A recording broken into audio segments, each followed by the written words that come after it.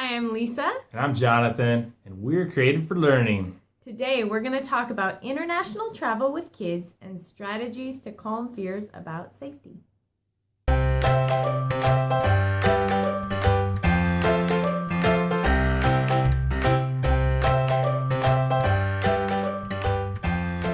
We recently went on an international trip with our 3 girls from our family. Not school girls, right? Like just our own family. So if you were thinking this was a video for school and taking them overseas, and not this video. Sorry. Well, maybe. I think a lot of it still applies, but that's not what we're talking about. We were definitely outnumbered.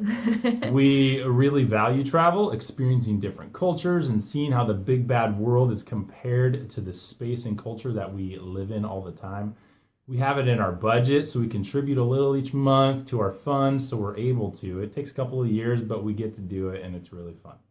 We started to notice that even though we had saved up money, we were apprehensive to be outnumbered in a different country. But we sucked it up and went for it. Many people said we were brave and they weren't willing to try it, but we are so glad we did. We thought we'd share some of the different things we learned while traveling overseas with children. We wouldn't say we're experts. No. We are not. Sorry, I'm thinking of things that happened. All the stuff that happened? Yeah. We're just sharing what we think we've learned so far, so we would love to hear tips and tricks that you can share for when we venture out again, because we'd like to get better at it. And for everybody else in the community, because we love all of this community and all you have to offer. So put those down in the bottom. Today's topic then is keeping things safe while you're traveling. So one of the first things I remember watching, there's a little backstory. I remember watching a movie about people on vacation, and there was a tsunami that separated them.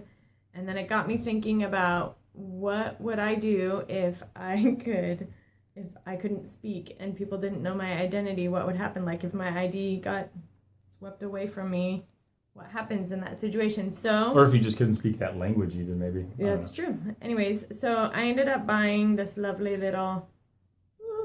little personalized bracelet, and I got some for my kids too, and you can personalize on the back side. You can do up to 4 lines.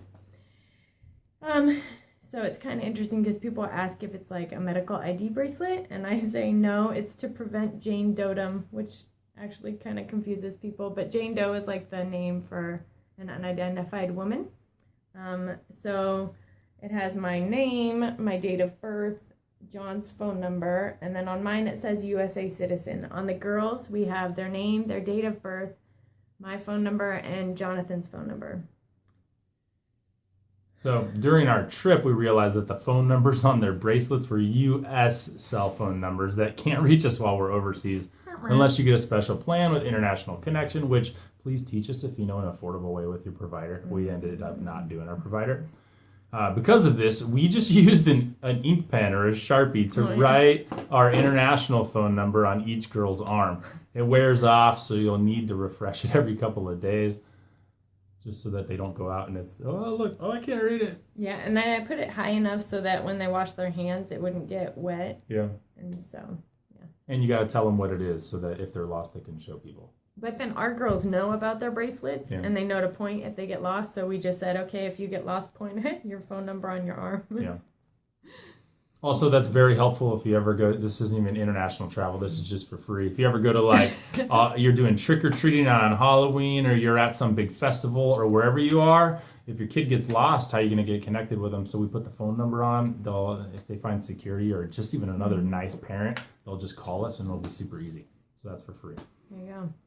So we mentioned that our cell phones, our normal cell phones, don't work, or we didn't get it so that they worked. So we had these lovely walkie-talkies that I got secondhand thanks to a Facebook page. Anyways, they've been awesome. Facebook is awesome. They've been awesome because then we can communicate back and forth. I forget what the range was. It's thousands of feet. It went pretty far. And so we were super grateful. We did notice that it's apparently not a normal choice in the UK because... or maybe the world. I don't know. Anyways, but for sure on this trip, because many security officers asked us why we had them, and we would just explain that our cell phones don't work so this is how we communicate. And they're like, oh, okay. Anyways, they were super helpful. And they take AA batteries, which we were able to easily get in the UK. Yeah. Also, boy, are we so glad we remembered our first aid kit. Even if we did forget to check the expiration dates on things beforehand, that was a rude awakening. Ripping it. What do we got here? Wait, we got one. Oh, sorry. Ripping open those disinfectant wipes to clean a scraped knee and finding out that they were bone dry. A shin scrape on an escalator, 4 to 5 double knee scrapes, finger slammed in a door, a cut eyelid from a fall out of a bed, and some bug bites. So, just a few, right? Just a few. So Minor. one of our first trips to the pharmacy was to buy more disinfectant wipes, antibiotic cream, and bandages, even like anti-bruising because, what's it called? Arnica? Yeah. It's super awesome. So it all worked great. Compact and portable and light and oh so necessary. And then what did we do? What did we do with our wallets? So you always hear about people getting like pickpocketed and things like that when they're overseas. So we bought these lovely little, they go around your waist.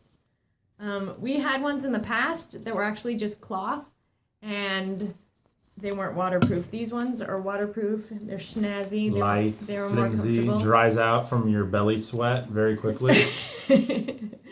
Adjustable. It's wonderful.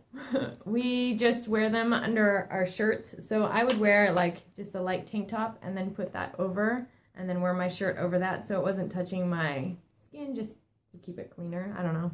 Although I didn't sweat that much. But in the past when we've traveled, it's been sweaty. And so we would even put our passports in like plastic baggies to keep our passports dry because we learned the hard way in Italy when it was super hot that passports got wet from sweat. You can mess them up too. But these ones were actually more waterproof. So we carry our passports, money, credit and ATM cards, and just everything in them. We put each of our... These little packs came with these snazzy, what's that thing? Like RFID protection little covers. This is for a passport. Those are for cards. Because apparently there's those like newfangled things where people can just walk by you and take your information off of stuff. We didn't want that to happen, so we slipped them in there. And okay, the last bit that we do is actually, it's kind of funny and we haven't overkill, but it's totally overkill.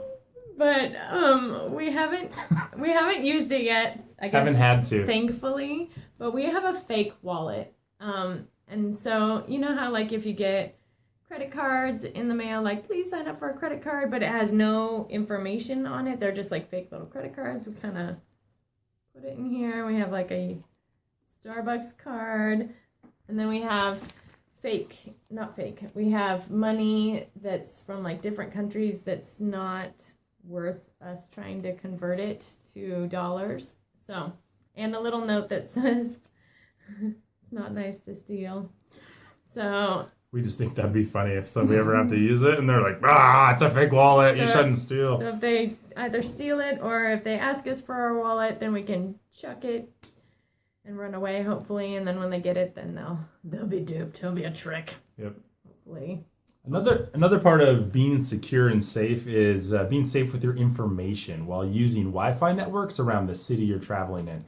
You might want to check your bank accounts to see if you have enough money or if you need to transfer some in. Check your credit card limits, even maybe pay them off so you increase your limit. Whatever it is, you need to do that as safely as possible.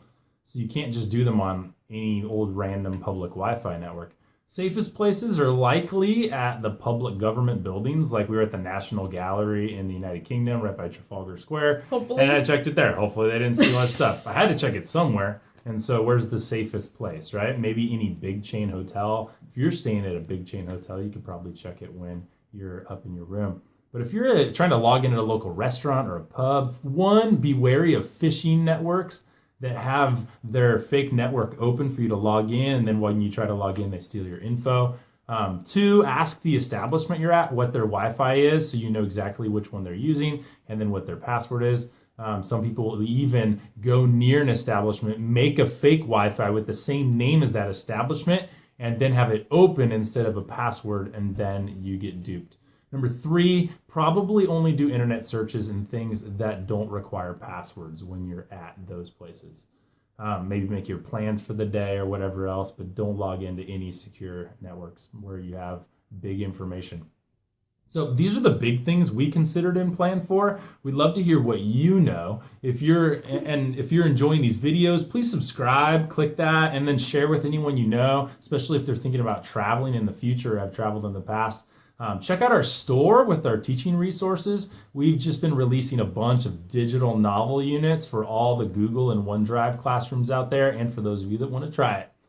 So check those out. So, our conversation of the day. Number 1, what areas do you think we might have something wrong? We are not. I'm sure we do. I'm sure we do.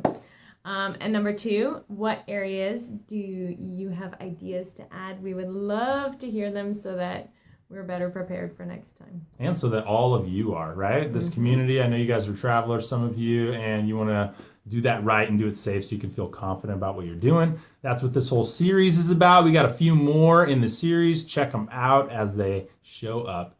And in the meantime, keep being awesome.